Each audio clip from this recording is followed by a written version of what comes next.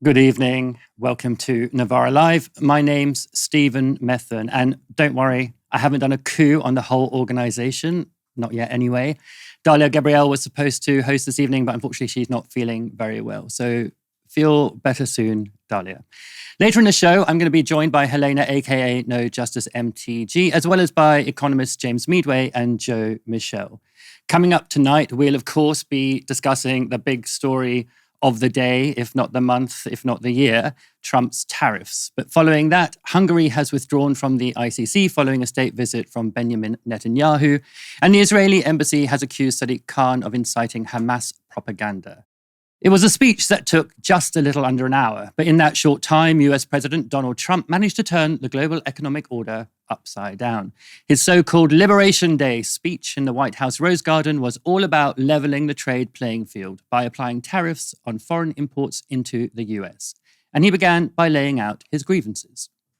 For decades, the United States slashed our trade barriers on other countries, while those nations placed massive tariffs on our products and created outrageous non-monetary barriers to decimate our industries. And in many cases, the non-monetary barriers were worse than the monetary ones. They manipulated their currencies, subsidized their exports, stole our intellectual property, imposed exorbitant VAT taxes to disadvantage our products, adopted unfair rules and technical standards, and created filthy pollution havens. They were absolutely filthy, but they always came to us and they said, we're violating, we should pay for it. Now, the White House has been very keen to label the new tariffs as reciprocal, suggesting that they're being put in place to match tariffs applied by other countries to US-made goods. But as Trump said there, he was targeting every domestic framework that disadvantaged American exports. Do you charge VAT on goods in your market? Tariff. Regulate the quality of imports entering your market? Tariff. Subsidize your own manufacturers? Tariff. Now, working out exactly how much the varying regulatory structures and industrial policies of over 100 countries across the world impacts US trade is a pretty complicated matter. But Trump had a chart. China, first row, China, 67%. That's tariffs charged to the USA, including currency manipulation and trade barriers. So 67%, I think you can, for the most part, see it. Those with good eyes, with bad eyes. We didn't want to bring, it's very windy out here. We didn't want to bring out the big charts because it had no chance of standing. Fortunately, we came armed with a little smaller chart. So it's 67%, so we're going to be charging a discounted reciprocal tariff of 34%. I think, in other words, they charge us, we charge them less. So how can anybody be upset? They will be, because we never charge anybody anything, but now we're going to charge. European Union, they're very tough, very, very tough traders. You think of European Union, very friendly. They rip us off. It's so sad to see. It's so pathetic. 39%, we're going to charge them 20%, so we're charging them essentially half. Vietnam, great negotiators, great people. They like me, I like them. The problem is they charge us 90%. We're going to charge them 46% tariff. Now, economists have been puzzling over where those figures came from. Like, does Vietnam really charge a 90% tariff on US goods? It kind of sounds unlikely. But one Twitter sleuth seems to have worked it out. So here you've got a list of countries on the left. Then in the second column, you've got what Trump claimed those countries charged the US in terms of tariffs. In the third column, you've got Trump's new tariffs, but it's the last column that's key.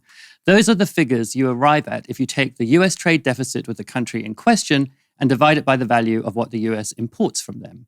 Now that's a little bit complicated, so I'm going to explain it with a single example, and this is from the BBC. The US trade deficit, that's the difference in the value of the goods the US imports from the EU and the value of what it exports to the bloc. It's around $235 billion. Now, if you divide that figure by the overall annual value of the goods the US imports from the EU, you get a ratio.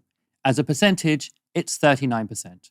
And to arrive at the tariff, Trump's team seems to have just divided that figure by 2, more or less. So effectively, that gives the ratio of exchange of goods by value between the two countries. The higher the figure, the more that country exports to the US relative to how much it imports from them.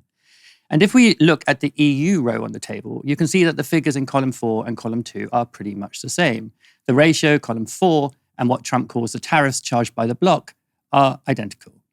That replicates across all the countries tariffed, except for those that the US has either no or a small trade deficit with. They all got a flat 10% tariff anyway.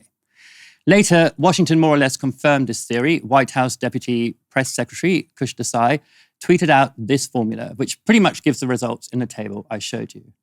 Now, that way of working things out led to some pretty weird results, and I'm going to go into those a little bit later in the show.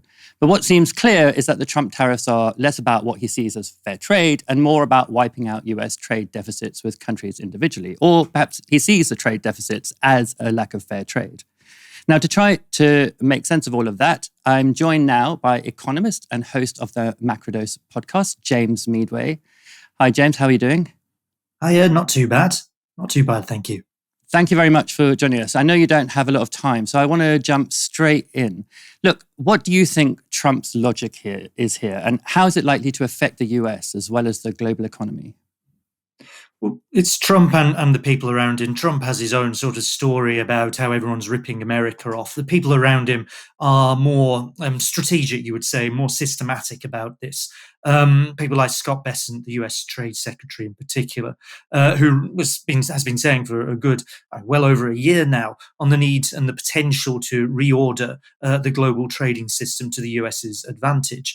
And from that point of view, the real focus is dealing with China, which has grown obviously very rapidly in the last few decades, in particular since the global financial crisis, where it started to move from a country that the US was happy to do business with and happy to establish this enormous trading relationship. You know, Americans end up borrowing money. They spend a lot of that money in buying stuff from China, huge imports coming from China. Think of all the electronic goods, to one since the global financial crisis where China has been motoring away and has become the world's second largest economy, and the US has not grown as much, and Europe and other developed countries have sort of lagged somewhere behind. So that has shifted that relationship, and it's become a real panic in Washington. And the strategic part of this is thinking about how you might shake up the global trading system, the global financial system, so that the US comes out on top decisively once again.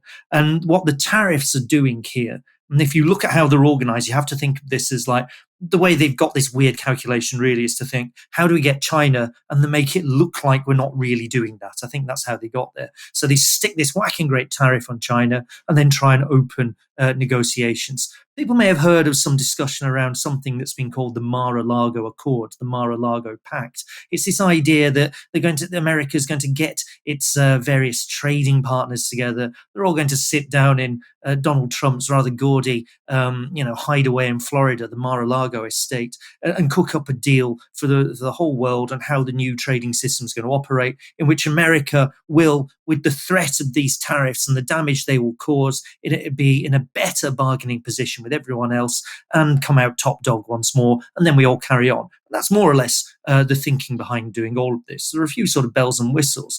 There's the idea that America might force through a kind of revaluation of its debt in the rest of the world, force friendly countries to take a big old haircut on the value of the debt that they hold that America owes to them as part of this arrangement. The idea that America will do this because it's provided security for its allies and friends for so long that it's payback time in effect. So countries like Britain would be first in line to have this threat applied to them. That's the thinking behind all of this. It's big, it's dramatic. I mean, it's an absolutely huge thing to try and attempt. It's coming from a place of relative weakness on America's part, but don't forget they've tried this sort of thing before. When Richard Nixon blew up what was at the time was the world's currency system, the Bretton Woods Agreement in the 1970s. That was an attempt to do something similar. And it actually worked out in the end pretty much to America's advantage. This is one of the things that built the globalized world we live in today. They're having to do something else. They're trying to do something else. It's an enormous gamble, because these tariffs don't just affect the country you're applying them on, they're going to start affecting America as well. You know, it means stuff will cost more in America for most people a lot of the time. There's a lot of imports coming in there. So it's a huge gamble, but it's one that has a clear, I think, strategic intention. And is it going to work? I mean, Trump has said America will have to endure a short-term hit. How short-term will it be? And will the payoff at the end be worth it, do you think? Well, it's a question of worth it for whom, really. I mean, the people like Scott Bessent is very clear that he wants a payoff that works for the interests of American big business. He's a former hedge fund owner and somebody who used to run a hedge fund, fell in with Trump a few years ago. He's now Treasury Secretary, equivalent to the Chancellor of the Exchequer in Britain, a very powerful man, very clear ideas about what he wants to achieve and the interests around him and what they want to see out of this. The most likely losers in the short term from this, whatever else happens, will be a whole bunch of ordinary Americans who suddenly find that things cost more, right? And that's on top of the inflation that's already happening and that Trump has done nothing despite his promises about whatsoever. So that's likely to be the first losers from this. A reordering of the world to the interests of big US capital and some sections of it is not necessarily one that's going to be the benefit of most Americans, certainly not in the short term, and it really isn't going to be to the benefit of the rest of the world, but it's not meant to be. And some of the real losers from this, I mean, it's quite shocking what's happening if you take countries in the global south that are being whacked with extraordinarily high tariffs. I mean, Vietnam was one of the ones listed there. There's a few others that are being absolutely hammered, and these are often poor countries that are already heavily in debt. There was a global South debt crisis re-emerging that if you then go and stick on a load of heavily indebted countries that were already struggling, if you think what's happened in the last few years, COVID, for example, massive debts as a result of that, already poor countries struggling, suddenly hit with these huge tariffs, places in sub-Saharan Africa, Lesotho, 50% tariff.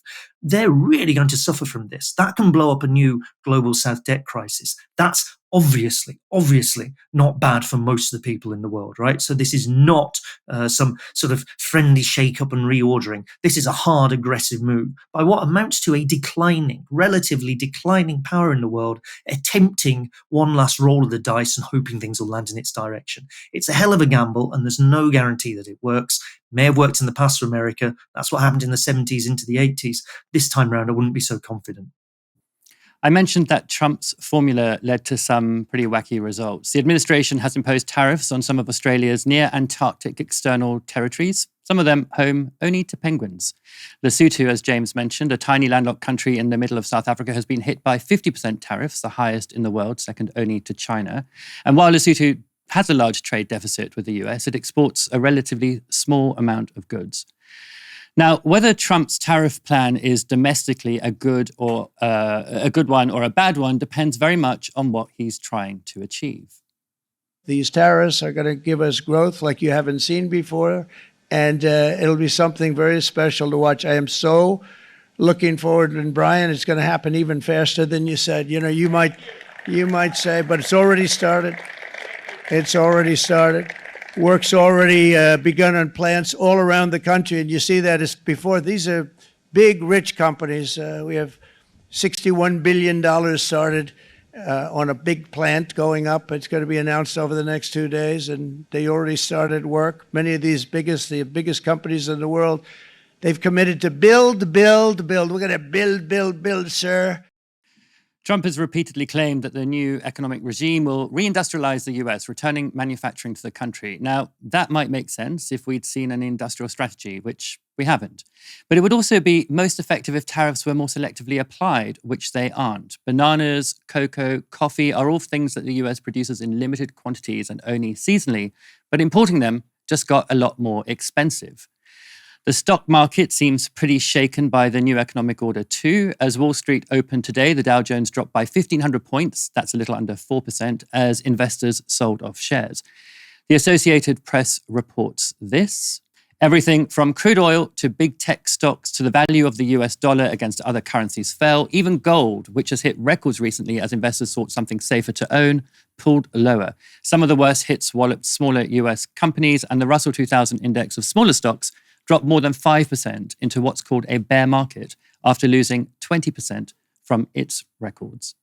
Tech companies which rely on complex global supply chains were particularly hard hit. Apple had its biggest stock loss in 5 years at almost 9%. Meanwhile, Amazon lost nearly 10% of its value.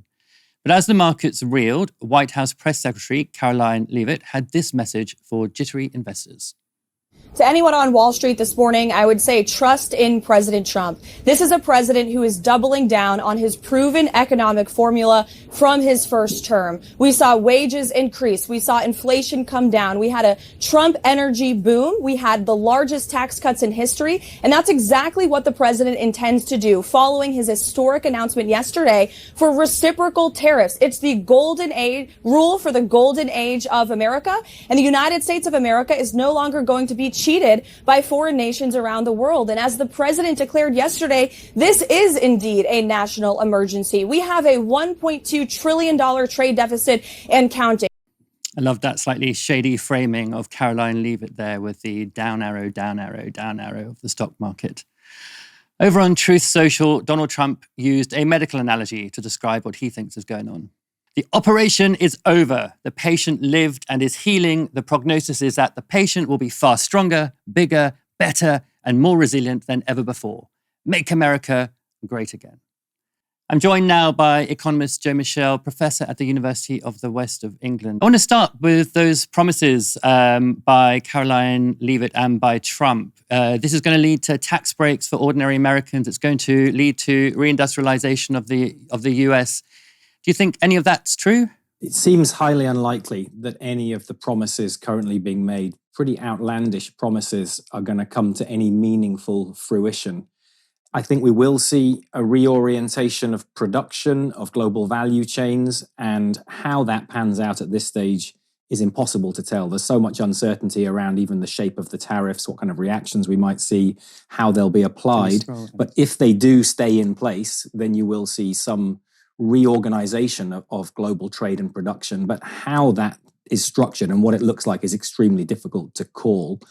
I think returning to a high share of manufacturing in US employment is highly unlikely. Manufacturing, high-tech manufacturing, is very capital intensive these days.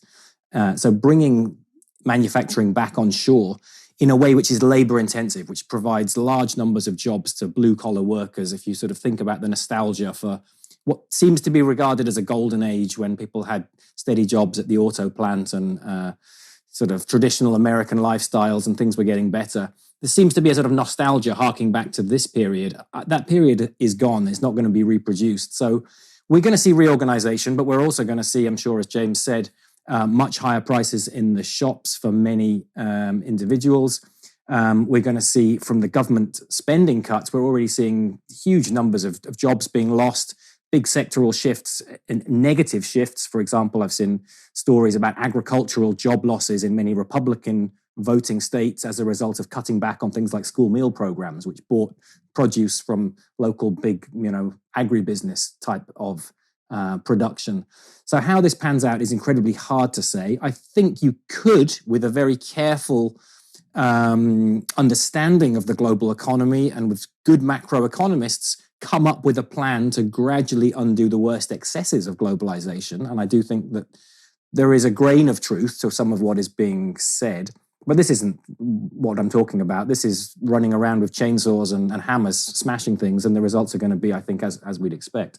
So what is that grain of truth that you referred to there?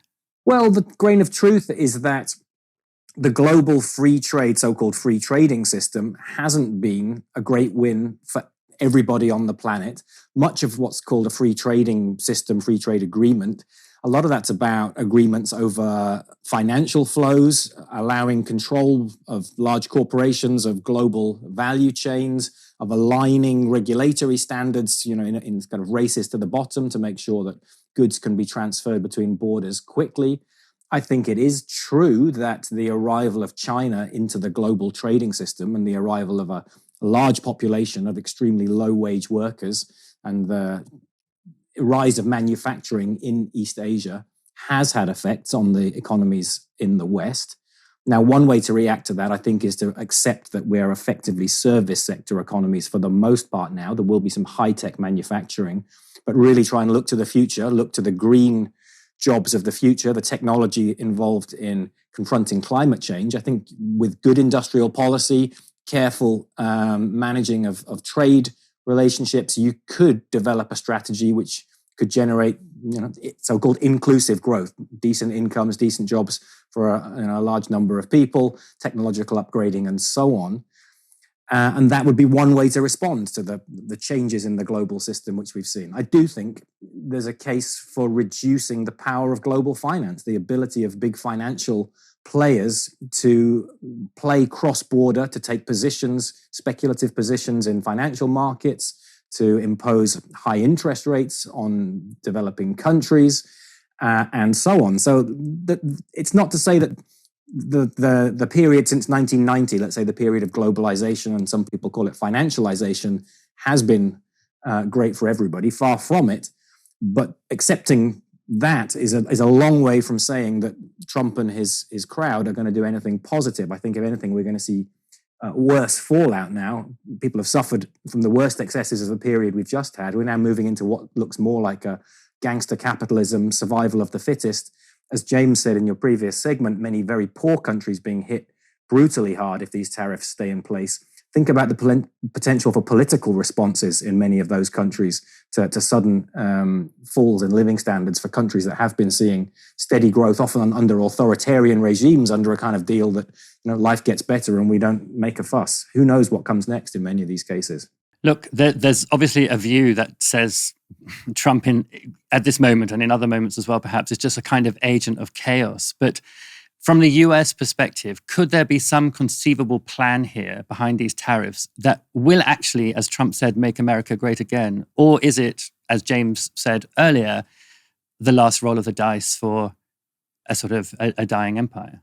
When Trump first came in and we saw the alliance with Elon Musk and them going very strategically for things like key government computer systems, payment systems, and so on, I did wonder if there was some reasonably clear strategic thinking going on. But as time goes by, I'm increasingly of the view that this is not 4D chess, as some people are suggesting. This is insane. What we saw yesterday, this sort of deranged game show host reading made-up numbers off a sheet of paper, is hard to describe just how mad this situation is. So I'm coming around to the view that there isn't much systematic here. There's a potentially quite fragile coalition between the tech entrepreneurs, the big capital, Elon Musk type of crowd, and then the MAGA supporters, the people who feel at least hard done by, feel their lives and incomes have been damaged by migration, damaged by globalization, in many cases buying into narratives that don't really seem to match the reality on the ground. But those people, I think, the everyday people who are going to see weaker growth, recession, higher prices, and who knows how the White House now responds as the chaos unfolds, tumbling stock markets, people's pension savings substantially damaged since Trump came to power. I struggle to see anything positive here for standard American, normal American people. I think it's all bad news, really. Joe, Michelle, thank you very much for joining us. Thanks a lot. Now, at home in the UK, Britain was hit with 10% tariffs on Liberation Day. The UK's special relationship with the US might not feel all that special after we received the same baseline tariffs as Afghanistan under the Taliban. We also got the same 10% as Singapore, Brazil, Australia, New Zealand, Turkey, Colombia, Argentina, El Salvador, the United Arab Emirates, and Saudi Arabia. Now, Business Secretary Jonathan Reynolds has launched a consultation today on potential retaliatory tariffs on US goods. The government has also published a 417-page list of US goods that could potentially have tariffs applied to them. It's pretty comprehensive, including everything from bourbon whiskey to horses for slaughter. Prime Minister Keir Starmer warned last night that Trump's tariffs will hit UK businesses. And without an exceptional carve-out for the UK or a trade deal, this is undoubtedly true. The US is our biggest export market for goods and services, and luxury British cars, Scotch whisky, tea and biscuits, and pharmaceuticals from companies like AstraZeneca are likely to be very badly affected. British steel and aluminium has already received a, quote, sledgehammer blow from the 25% in US tariffs slapped on all steel and aluminium last month. And we're also now going to be hit by a global 25% tariff on cars. Reform Party leader Nigel Farage was quick to bring it all back to Brexit, though, while putting the boot into the Tories, posting this on X, and I quote, 10% tariffs from the USA are bad news, but better than 20% for EU members. If the Tory government had delivered quickly on Brexit, we would have had a free trade deal years ago. They should have put it on that bus. 10 years from now, we'll get just 10% tariffs. Lib Dem leader Ed Davey responded with a quote tweet. He said, "If you're such good mates with Trump, how about you pick up the phone and tell him to drop the tariffs? The US hit countries they have had trade deals with too, but we can always count on you to play the loyal sidekick to the bully Trump." Aside from salty words exchanged between other parties, Starmer had this to say when asked what Trump's tariffs will mean for ordinary people in Britain. What I say to working people and to businesses, I say we are acting in your absolute best interest, and that's what I mean by the national interest. A trade war is bad for working people and bad for our businesses, and I don't think we should jump straight into a trade war. I think it is better if we're able to negotiate a better outcome, and that's what we are attempting to do. I do think, just to go back to the beginning of your question, there's a really important moment here that we need to understand, because over the last few months we've been talking about a new era when it comes to defence and security, particularly collective defence and security, and recognising that we are in a changing world going into a new era, and therefore we have to act and lead differently. We're at a similar point for trade and the economy. This is not just a short-term tactical exercise. It is the beginning of a new era. And we need to understand that, just as we've understood it for defence and security, we have to understand the changing world when it comes to trade and the economy. And I'm very concerned that we get this argument out there, because it means that we have to adapt in ways which go beyond the mere question of tariffs. And that's why I've instructed my team to go further and faster on what we need to do to put more resilience and more strength into our economy.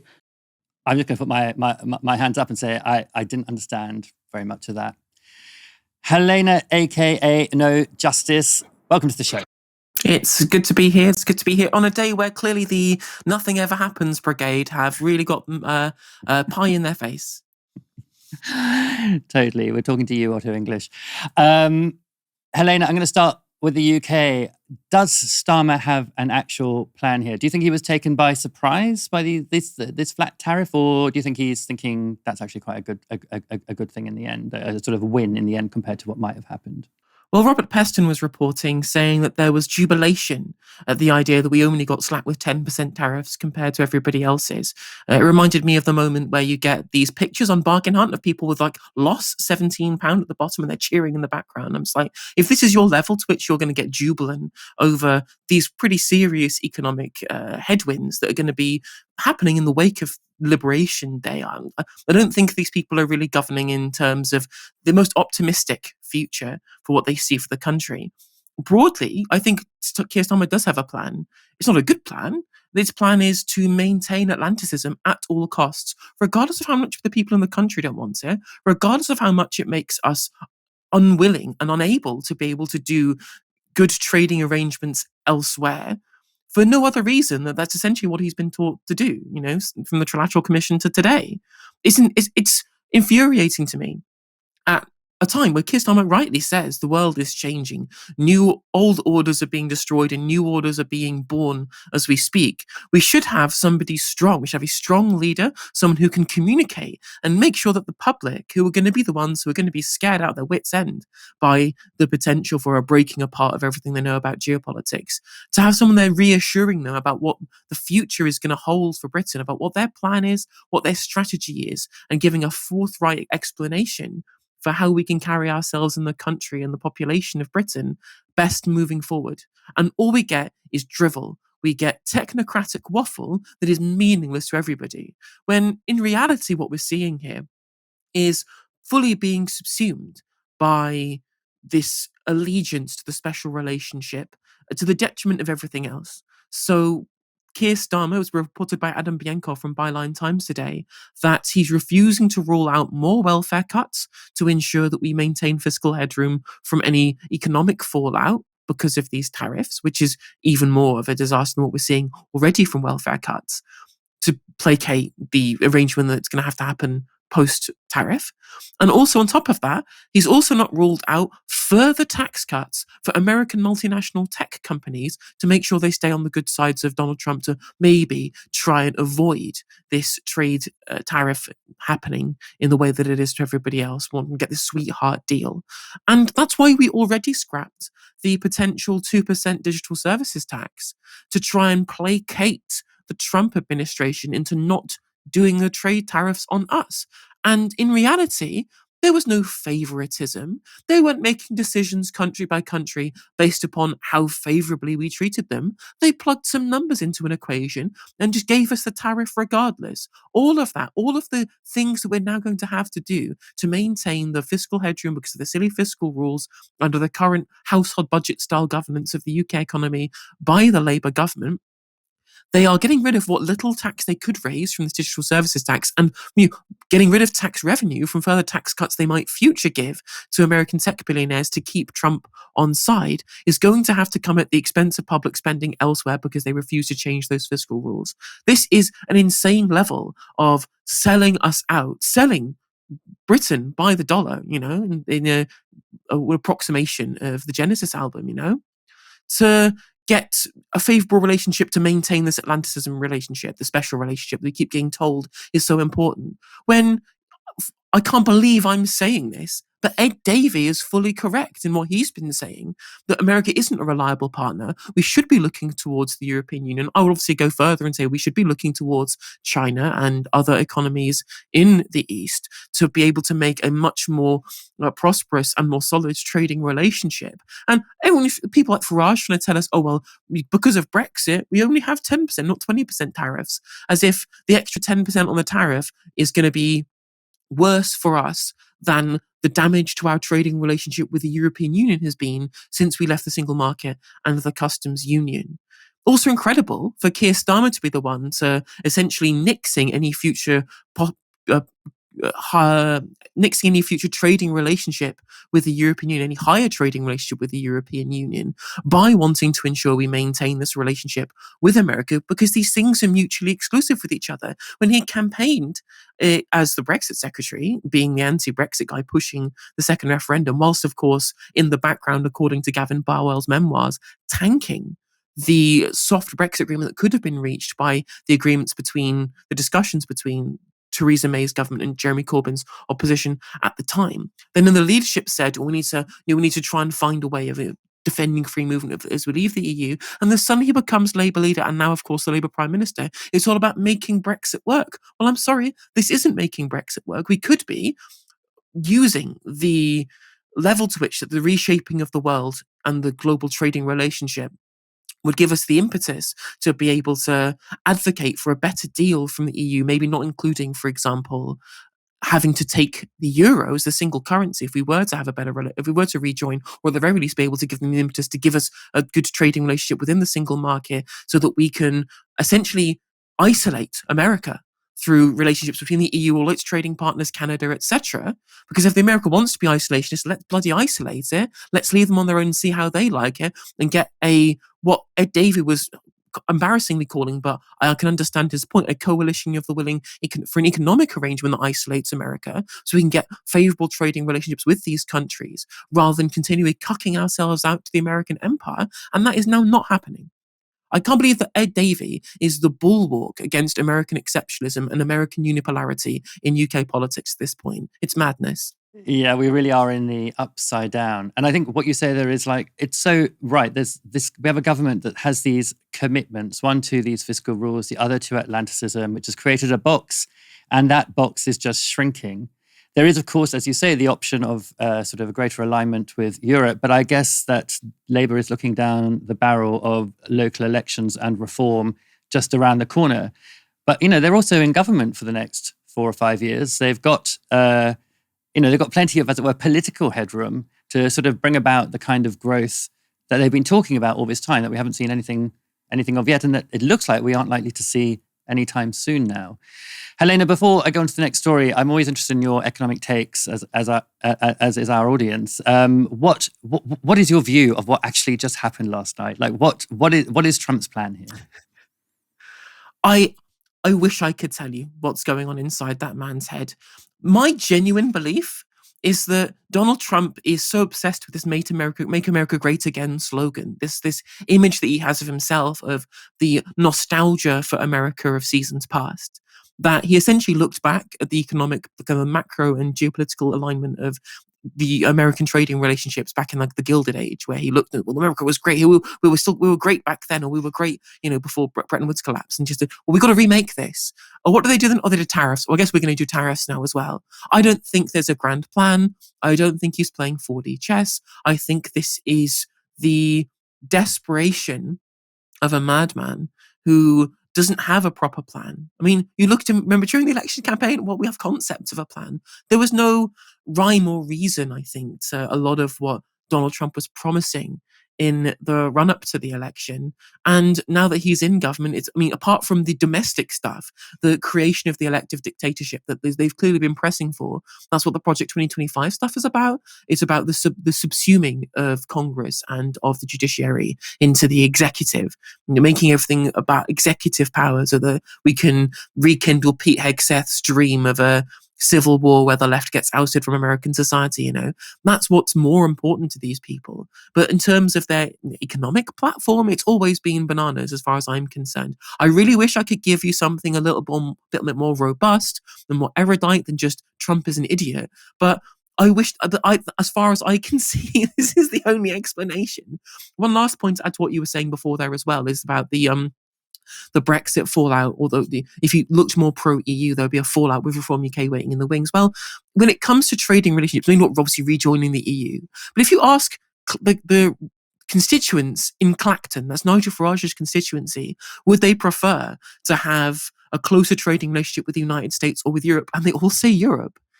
And broadly, as you say, the growth is what they want, right? If you want to have a better growth relationship, I think you're going to get it with the EU and rather with America. And of course, with other nations around the world.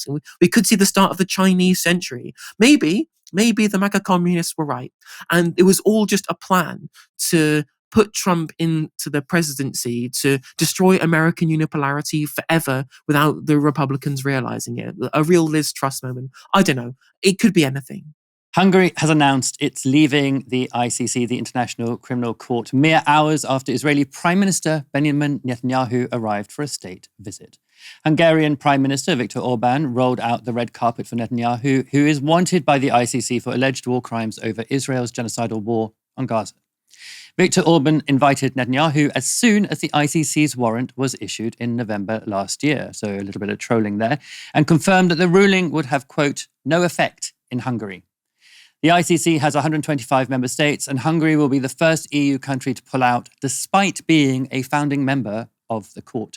In a press conference with Netanyahu, Orban said this about why his government decided to withdraw. The reason being that we are convinced that this has become a political court. In the past years, this is not a court of the rule of law, it's a political court. Netanyahu used the opportunity to align Israel with far-right Christian nationalism of Orban's government, saying this. I would say that our cooperation goes deeper than that because I believe we are fighting a similar battle for the future of our common civilization. Our Judeo-Christian civilization, Western civilization as we understand it, it's under assault right now for one powerful quarter, and that's radical Islam. It's amazing how historically the saviors of civilization seem to always enjoy doing it by wiping out other people. Orban also shared a post on X welcoming Netanyahu and calling Hungary the safest place in Europe. Safe for wanted war criminals, for sure. The ICC's arrest warrants for Netanyahu and former Defense Minister Yoav Gallant are for crimes against humanity and war crimes allegedly committed in Gaza since at least the 8th of October 2023. They include starving civilians, intentionally directing attacks against the civilian population, persecution, murder, and other inhuman acts. At least 50,000 people have been killed in Gaza since the start of Israel's genocidal war, 17,000 of them children, with another 10,000 people estimated buried under rubble. Tens of thousands of children have sustained severe injuries, and there are now more child amputees in Gaza than anywhere else in the world. A very sobering fact. This is Benjamin Netanyahu's first visit to Europe since the arrest warrants were issued, but Hungary decided to flout its legal obligation to the ICC, which would mean arresting Benjamin Netanyahu as soon as he set foot on Hungarian soil. However, Hungary is not the only European state failing to comply with international law. Of course it isn't. The governments of France, Germany, Poland, Italy, and Romania have said explicitly that they would either not uphold their obligations or would not commit to enforcing the arrest warrants. And the UK, under former Chief Prosecutor and human rights lawyer Keir Starmer, hasn't exactly been forthcoming either. After the arrest warrants were issued, our government refused to explicitly confirm that Netanyahu and Yoav Gallant would be arrested if they set foot on British soil. Starmer's spokesperson said that the UK, quote, will always comply with its legal obligations as set out by domestic law and indeed international law. Helena, Viktor Orban declaring the ICC a political court. It's become a political court. It's funny how it's become a political court when it actually starts to impact the allies of these states. What do you make of this Netanyahu's visit to Hungary and Hungary's actual withdrawal from the ICC? I mean, Viktor Orban as an individual is kind of symbolic, I think, especially in Europe, of being one of the kind of figureheads of this kind of broad alignment and this pact that you're seeing between far-right leaders across the Western world in terms of using their positions to protect each other and to spread shared interests in terms of how policy is set and how international agreements are set. So obviously Viktor Orban is very popular at places like CPAC in America. They understand that his position to protect the interests of far-right governments and ethno-nationalism, which is a lot of what Viktor Orban's governance with Fidesz party in Hungary has been, is very much in alignment with that kind of ideological part of both the Trump and Netanyahu administrations. It is ethno-nationalist at its core. Of course, one of the main things that Israel tries to tout itself as to the West is this a bulwark against people coming from the East, the bulwark against the Islamic world or the Arab world, for example, whatever that might be. Remember, there was this moment when Laura Kuenssberg was interviewing Israeli President Isaac Herzog on their Sunday morning program. And he was specifically saying, well, if Israel falls, then nothing will be able to protect you from the Muslims coming from the East, essentially. And that's how Viktor Orban has tried to present Hungary within the context of the European Union and with the context of Europe. He's tried to position himself as also being the bulwark. They've had an incredibly tough migration and asylum policy, one of the toughest in Europe. Probably has been the toughest until Poland tried to sharp up their toughness on asylum specifically as well. And that's why you've had to see the Orban administration shoveling huge amounts of money from the state into all of these programs to incentivize people giving birth and having families and increasing their birth rate because they cannot pad it with immigration because they are so anti-migration. This united international far right, they share so many interests in the same way that Netanyahu is trying to create his own elective dictatorship within Israel. This way that Netanyahu has been attacking everybody who's in a supposedly neutral position within the Israeli public realm, has deliberately done so to centralize power within himself, used the genocide in Gaza as a way to maintain his own personal power within Israeli society as prime minister. Because, of course, there's still a real democracy in Israel, apart from how they treat Palestinians, of course. But broadly, in terms of free and fair elections, that's true across both Hungary and in Israel. But the subsumed power that's been taken by both Orban and Netanyahu has been used to try and manipulate information, manipulate the processes by which elections, even though they are free and fair, are taking place to ensure that they can maintain power as much as possible, and have used geopolitical foreign policy to be able to do that too. They know they need to protect each other. They know that broadly, if they want there to be this kind of nationalist, ultra-nationalist policy and this ultra-nationalist ideology being spread amongst other nations throughout the West, they need to maintain a united front. And that ideology, that commitment to ultranationalism from both people like Orban and Netanyahu is far more important to Orban than any amount of international agreement. And we've seen that kind of ultranationalism is also taking place in the UK as well. We'll happily scrap our membership of the European Convention on Human Rights, as long as we can use that to attack the people that we don't like, the out group, to be able to cut off our nose to spite our face and give up on international agreements. And obviously, we're also seeing people like the far right in this country call for rejecting the Refugee Convention as well for very similar reasons. And this shows you just where far right politics can be in terms of not taking these international institutions seriously when they interfere with their own personal politics. They talk about law and order, they talk about the maintenance of these systems, yet they actually have zero amounts of belief in them when it directly impacts their own personal interests and ideology. Yeah, what they tend to believe in is punitive law and order rather than as well institutional law and order, or the protection of the institutions that maintain some sense of, legal protection for, things like democracy or a free press or a right to protest. Those are the kinds of things they're not interested in. But what they are interested in is the sense of, a kind of police force which is visible, violent, aggressive, and enforcing the rules that they want to see. And I think what you say about these allies amongst this kind of nationalistic right, that some of their plays are, they sort of use the same rule book, the same handbook. So, for example, media control. Orban has succeeded in maintaining quite extensive control over Hungary's media, and Netanyahu has increasing control over Israel's. So as you say, a lot of affinities between these two leaders. On Sunday, the Muslim holy month of Ramadan came to an end, and London's Mayor Sadiq Khan shared a message highlighting the joy and togetherness of Eid al-Fitr. In his Eid message, Khan also said this. This year, for many, the usual happiness we feel during Eid will be tempered by the appalling suffering and killing that continues in Sudan and Palestine. More than 50,000 Palestinians have been killed in Gaza as a result of Israel's ongoing military campaign, including more than 15,000 children. While in Sudan, tens of thousands have been killed and millions displaced by a devastating civil war now entering its third year.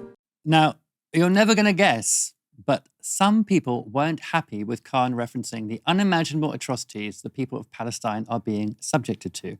The Israeli embassy in particular. A spokesperson for the embassy said this. The war is a result of the brutal and horrific attack by Hamas, a prescribed terror organization in the UK, which was imposed on Israel on 7th of October 2023. It's alarming that throughout the message, there is no mention of Hamas or any condemnation of terrorism, and a call for the release of 59 hostages that are being held in horrific and inhumane conditions. You can't talk about genocide without condemning Hamas first. This is an example of a tactic known as the electric fence approach, where lobbying efforts on behalf of the State of Israel endeavor to make any criticism of Israel so costly and likely to incur so much hostility and backlash that people and organizations think twice about even doing it. It leads to hesitancy and tiptoeing around issues like Israeli war crimes in Gaza, Israeli apartheid, Israeli breaches of international law, all of them. The embassy statement continues. Ultimately, Hamas terrorists murdered people of all faiths and none with impunity on the 7th of October. On that day, among the many innocent men, women, and children murdered, Hamas also murdered over 20 Muslim Israelis and kidnapped an additional 6. Indeed, in recent days, Hamas has tortured and murdered many Gazans protesting against the terror group, including Uday al-Rabai. The values that Mr. Khan speaks of must not be applied selectively. Furthermore, the death toll Mr. Khan reports is taken from Hamas propaganda and thus not based on facts, nor do they differentiate between combatants and non-combatants. Even this week, Hamas again tampered with the death toll that they reported. Lastly, amid the alarming increase in anti-Semitic incidents in London and across the UK over the past 18 months, alongside the intimidating protests taking place outside places of worship, it is crucial that we all act with the utmost responsibility. Now, those figures relating to the death toll in Gaza come from Hamas's political wing, which governs Gaza. Israel is also continuing to impose a full ban on foreign journalists entering the territory, meaning independent verification is simply impossible. But what's more, back in July last year, British medical journal The Lancet estimated that the Gazan Ministry of Health's mortality figures were a dramatic understatement by 41%. The Spectator magazine also ran an open ed written by Jonathan Sacerdoti on Khan's temerity in mentioning the slaughter in Gaza. Here's a quote from the piece. Cloaked in the warm language of unity and peace, the Mayor of London delivered a politicised monologue that whitewashes terrorism, stokes division, and fundamentally misrepresents the moral landscape of the Israel-Palestine conflict. This is not the conduct of a responsible leader. It is the conduct of a man either willfully blind to barbarity or all too willing to exploit a religious holiday for ideological gain. Willfully blind to barbarity. Anyone who's immune to the horrific scenes of Palestinian children with their limbs blown off by Israeli bombs, or Palestinian fathers scraping the remains of their families into plastic bags, these are the people who are willfully blind to barbarity. In response to backlash from the Israeli embassy, Sadiq Khan did then condemn Hamas. A spokesperson from the mayor's office gave this statement to the Jewish News. The mayor has repeatedly conveyed his outrage at attacks by Hamas on Israel and has strongly condemned these acts of terrorism. He is deeply saddened by the loss of all lives and continues to support calls for a permanent ceasefire. Helena, this requirement that before you say anything about tens of thousands of Palestinians who have been killed by Israel in Gaza, you must condemn Hamas. You must go back 18 months to October the 7th, 2023, and condemn what happened there. As though you can never, for example, think about proportionality and think, okay, well, at some point I might have done that when things were, continue to do that when things were proportional, but things have become so disproportional now that continuing to return to it cancels out actually the extreme disparity in what's happened here. What do you make of these statements from the Israeli embassy? I don't know about you, but I couldn't give less of a shit about what the Israeli embassy has to say about anything here, especially when Sadiq Khan is the mayor of London. He's not the mayor of Tel Aviv. It should be up to his own electorate and the people who he represents as to the positions that he holds and what he advocates for.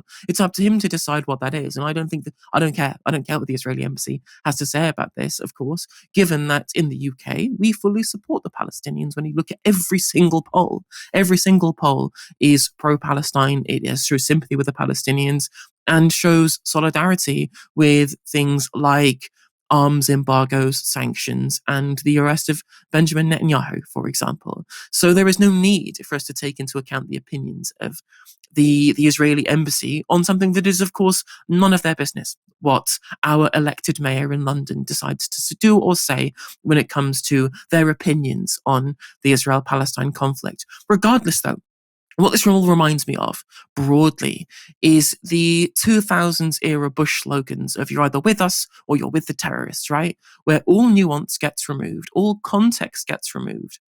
As soon as you show solidarity with the people who some sides have decided are unworthy of that solidarity, you can get smeared. Because again, the thing as well, on top of all of this, is that all of us have done condemnations of Hamas. All of us have said that attacks on civilians are unwarranted. All of us have said that we don't want to see people killed and we want to see peace and we want to see justice. That's something that we've all said 1,000 times over and over and over again. No matter how many times we say it, it's never good enough. There should always be condemnations of Hamas before anything, any criticism of Israel as far as these people are concerned, whether it be the Israeli embassy or people from The Spectator, especially people from The Spectator who say incredible things such as not understanding the moral clarity or whatever it was of the Israel-Palestine conflict, when of course this is fundamental. It's fundamental to understand that the real basis of why we are here is because of Israel's occupation of Palestine. Once that ends, we can move on. But until that ends, these things will keep happening, especially when, of course, the provocations from the Israeli regime under Netanyahu continue to foment armed resistance through their attacks and their in the West Bank and their continual desire to mow the lawn across all of the Palestinian territories as well. These are always going to be the material response, just in the same way that, for example, 9/11 was a material response to American imperialism and American belligerence within the Middle East and beyond. So trying to claim that you're somehow undermining or minimizing what happened on October 7th when you bring up Israel's much larger scale atrocities in Palestine is crazy to me. When you look at the numbers of people that have been killed, the percentages of women and children that have been killed, and the percentages of civilians that have been killed, Israel is on the worst side of all of these. When you think about the fact that even on October the 7th, a smaller percentage of civilians were killed than Israel have killed in their entirety of their military campaign in Gaza in percentage terms, not even taking account the nominal terms, to think this somehow doesn't show, like, it doesn't understand the moral situation of the Israel-Palestine conflict. It beggars belief to make such statements as that. But broadly, they can speak. It's all a smear campaign, as you say, as has been pointed out in your segment there. It's about making it so difficult to be able to make a substantive critique of Israel without the electric fence coming up in front of you, that it undermines the reality of the position that you take, so that you have to have ideological lockstep rather than be able to say basic facts about what's happening here and to advocate a position which is pro-peace and is pro-justice. I mean, one thing I should say is that this story was first published by The Times, I believe. So it's The Times that actually is, in fact, making news out of something that, as you say, is not news at all. That the Israeli embassy criticized Sadiq Khan's speech. Who cares what they think? But the British media really, really does. And I think what you say as well about October the 7th, the condemnation of Hamas is not just a condemnation of a group. It's, as it were, a constant reminder that that Israel would like one to think of the beginning of all of this as that date. So it's resetting all the time to this date, this event that happened, and therefore erasing the context in which it happened entirely. And it's also a way, of course, of constantly reinforcing the war on terror narrative that, emerged in the early 2000s, carried on for a very long time, that, it's a random attack by a kind of barbarous force that we're defending. It has nothing to do with history. It's really just, as it were, Arabs. When it comes to artificial intelligence, which Prime Minister Keir Starmer is so keen to, quote, mainline into the veins of the UK, we know that its much-hyped benefits are unlikely to serve everyone equally. Last year, the Institute for Public Policy Research estimated that nearly 8 million jobs in the UK could be at risk during what it calls the second wave, where companies embed existing AI tech more deeply into their processes. The IPPR analysis shows that back office, entry-level and part-time jobs are most exposed, and women will be significantly more affected than men. So there's a very real risk that AI will further entrench inequalities of all kinds. But Nobel laureate Geoffrey Hinton, the man known as the Godfather of AI due to his work on artificial neural networks, has a solution, and it's a very simple one. And he left ITV's Robert Peston stunned by it. That productivity gain may not be fairly distributed among citizens, and it could again simply accrue to a few owners, a few billionaires at the top. How do we make sure that these gains are properly distributed and we get out of this awful slump of stagnating living standards? Socialism. It's just as simple as that, is it? Where you just need proper socialist leadership? Yep. Okay. Helena, even geniuses say that socialism is the answer. What did you make of that exchange? Pithy exchange. I mean, very pithy, you're absolutely right, but I fundamentally agree with that principle. And I think that Aaron has laid this out a lot in his polemic on the issue for the ultimate luxury communism. When you look about the future of what technology will be able to bring humanity more broadly and what it's going to do to our economies, the kind of expansion, like labor-saving devices of old, they kind of slowly eroded the need for labor, so much so that the skills of workers could be able to catch up, and you could have this level to which people retrain in the new areas that would be created in the economy by these labor-saving devices. But when you look at what the labor-saving device of AI is going to be, when you look at the absolute it's going to subsume. Like, AI is going to subsume so many different parts of our economy, so many different aspects of our labor force. It's going to be impossible to, in such a short space of time, be able to find these people new jobs, of course. What does labor-saving devices do broadly? It reduces the labor cost and also increases productivity. But without the people being paid the wages that are necessary to be able to consume those products, the rate of profit is going to fall from there. And therefore, capitalism will be unsustainable within that mode of production. For example, you look at the levels of automation. Well, I think it's some crazy number. Like, there's millions and millions of haulage drivers in America. It's a huge part of the way in which their economy functions. If there was a self-driving car that was able to replace them overnight, how do you find these people new jobs? It's going to be, if it happens slowly, that isn't a problem. If it happens quickly, that is a real test of the capitalist system more broadly. And even if the system itself survives, what are you left with?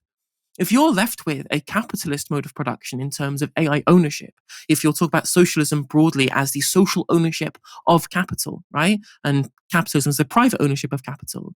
If the people who own the AI infrastructure are the ones who are reaping the gains of that productivity, if all of that productivity is being siphoned into the hands of a very few people, we will get the future that Gary Stevenson has been warning us of, where we refuse to be able to redistribute away from the super rich, where they will control everything and everyone will be entirely subservient to those who own the broad majority of where our economy is then focused.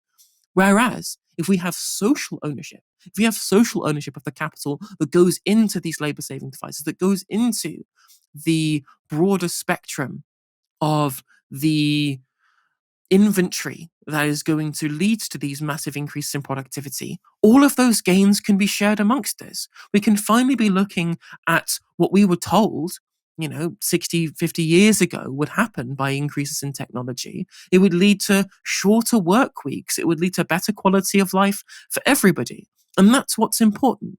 If we socialize all of these productivity gains and spread them to everybody, that means all of that labor saving isn't going into the profits of the few. It is going to reduce the burden on that of the many. And this will not only make sure that we're more prosperous, that we're more abundant in the future, but also we'll all be leading better and more fulfilling lives as well. It just matters who owns those productivity gains. And at the moment, all I'm seeing is the former and far more dystopian world that is being created by AI. Absolutely. I mean, I firmly believe that technology could be well used for the liberation of humanity from the toil of work. But first, you have to liberate it, the technology, from the hands of the oligarchs and the super rich. And the trouble is that it's kind of pressing, because as our governments grow weaker, they kind of grow stronger. They float higher and higher above legal frameworks, taxation frameworks, economic frameworks. I mean, our government can't even charge a digital services tax. It's we're so worried about the economic impacts in its trade deals. So how we get hold of those technologically driven profits, and indeed the technology itself, how that goes into common ownership, is a question for the years to come, and hopefully not too many of them. Helena, thank you so much for joining me tonight. It's been an absolute pleasure. I always enjoy spending the evening with you, Stephen, especially on such a day where nothing happened today at all. A completely newsless day. Well, a completely bonkers day. Thank you so much, Helena. Yeah, always great to share the screen with you. And thank you, everybody, for tuning in. Come back tomorrow for another live show at 6 p.m. Until then, you've been watching Novara Media. Good night.